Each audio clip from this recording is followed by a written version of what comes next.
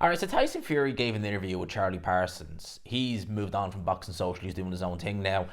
And he interviewed Tyson Fury. And Fury, Fury when he talks, when he gives interviews, when he talks, when he does anything really, a lot of the stuff he says, you take it with a grain of salt. And a lot of times he's just not being truthful. But occasionally, he says something and you look at it and you think, yeah, I'd well believe it.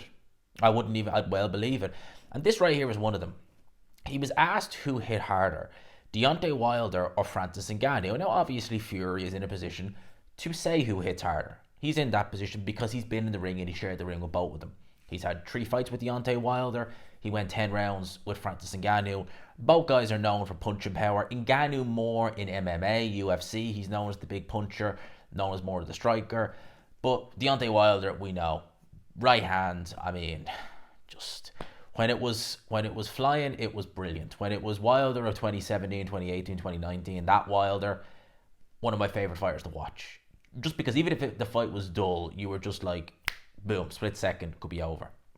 So Fury was asked that, and again, share the ring of both, so he's well able to say, and he goes, Deontay Wilder, by far. Ngannou is a big puncher, but I wasn't really troubled by any of his punches. It wasn't like he was dynamite, and every time he hit me, I wobbled.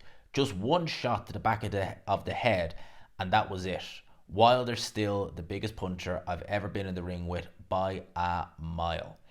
Now, he's saying that he wasn't troubled by any of Ngannou's punches. I'll just touch on that. I've said this about Fury, and I've said it about Joshua when Ngannou talked about that punch he landed on Tyson Fury. It was more balanced. Was it a legit knockdown? It absolutely was. But was Tyson Fury badly hurt? No. Was he really noticeably hurt at all in the fight? Not really. And I think that if Joshua, in that same situation, had been in the position Fury was in and he was dropped by that shot that Ngannou dropped Fury with, I don't think there would have been any difference. I don't think that Joshua would have... I don't think he would have got hurt. I don't think he would have stayed hurt. I think it would have been just a simple, more embarrassment than anything else. Like, oh, god damn, I'm down by this guy. That's what I think it would have been. As for Deontay Wilder, listen, Deontay Wilder has dropped Fury 4 times. 4 times? Yeah, 4 times. Twice in the first fight and then twice in their last fight. He didn't drop him in the rematch.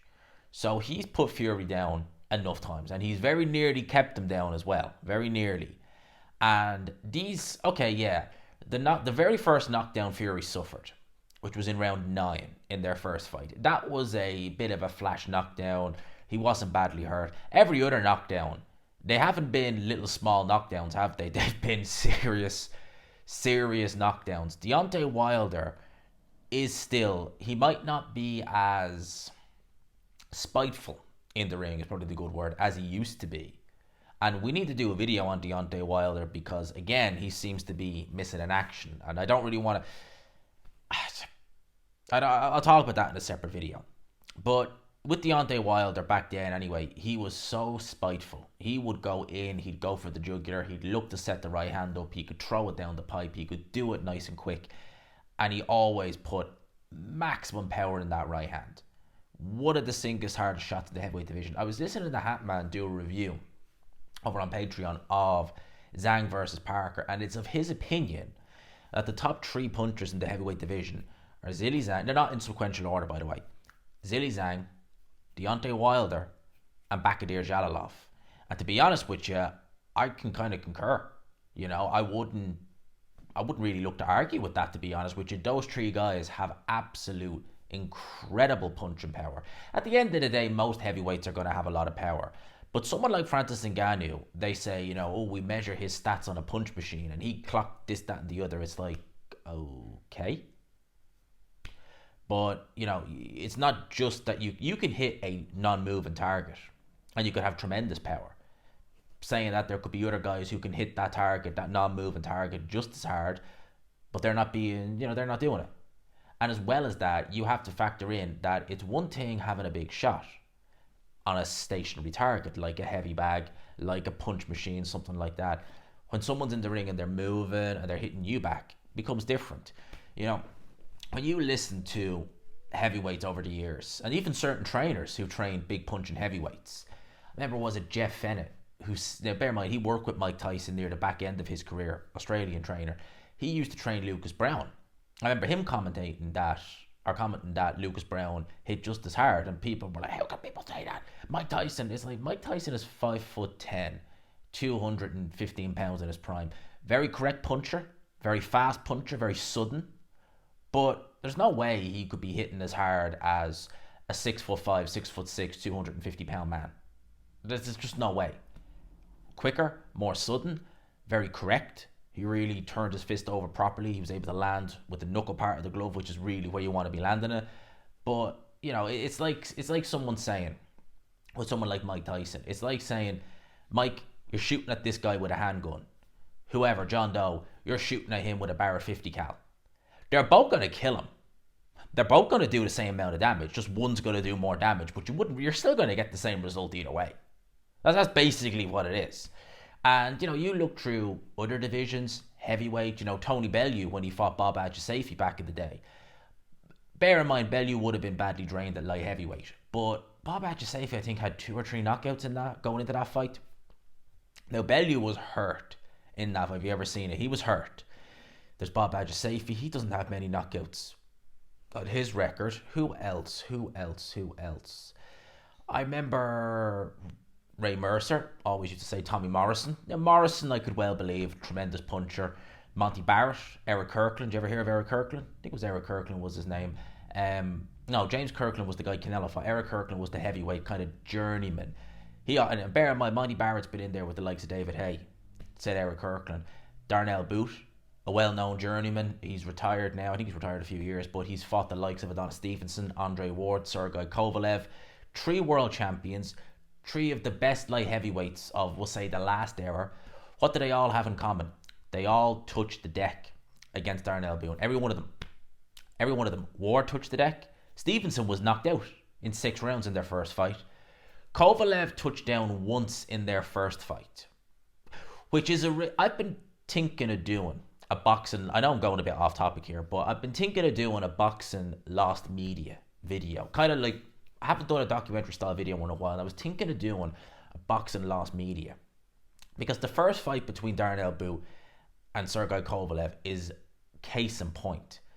Kovalev was officially down 1. It was an 8-rounder, and it was a split decision. I can't remember where it was, if it was in Russia or if it was in the States. I'd have to look that up. But apparently it was recorded, and apparently Kovalev was down multiple times, and they should have been called legit knockdowns, but only 1 knockdown was called.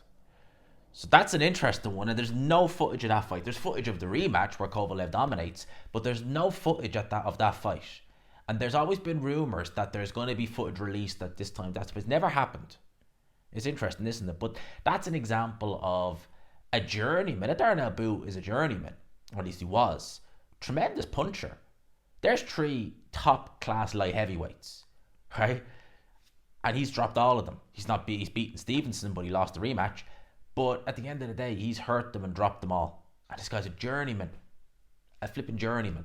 So just because someone comes into boxing and, you know, statistically, if you look at this on a punch machine, he's the biggest puncher in the world, it's like, is he really though?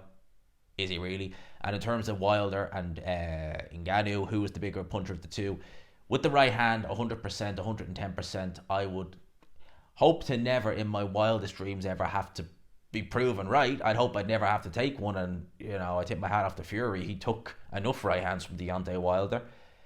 Deontay Wilder, in my opinion, up there, and not even remotely surprised that Fury would say he'd hit harder than Ngannou. Not remotely surprised. Doesn't surprise me in the slightest. There might be some MMA fans who say, well, you know, the stats said, no. Wilder, 100%. You go look at the eye test. My guy's right hand is something insane. And it's not even just the fact that he's doing that, you know, against it. It's the reaction you see from fighters. So he's hitting, yeah, he might not be hitting the greatest guys with the right hand, but they're all having the same. It's not like you could have someone who has, say, you know, 12-0, 12 knockouts. First little cuff and shot they land, and the guy is like, oh yeah, I'm real badly hurt. Or you see someone who, he has a lot of knockouts, but it's a cumulative effect. You know, he's got loads of knockouts, but he's hitting these guys with power shots, and they're staying there. They're not going anywhere. Wilder hits you with a big right hand, you're gone. It's just unbelievable punching power Deontay Wilder has. That's my thoughts on that. Let me know yours in the comments section below. I'll have to watch this interview a little bit further because it's going to be interesting to see some of the things Fury's been talking about and really get a gauge of where he's at, because he's been uploading a lot of training footage, looking pretty good in the training footage, as you'd expect. You know, been in camp now for a couple of months, so you would imagine the sharpness is going to come. So I'll probably talk about that in a separate video, but we'll definitely do one on Wilder, and I'll leave it there. Hope you enjoyed it. Smash the like button if you could, subscribe, of course, if you haven't already. And for now, I'll leave it there. Peace.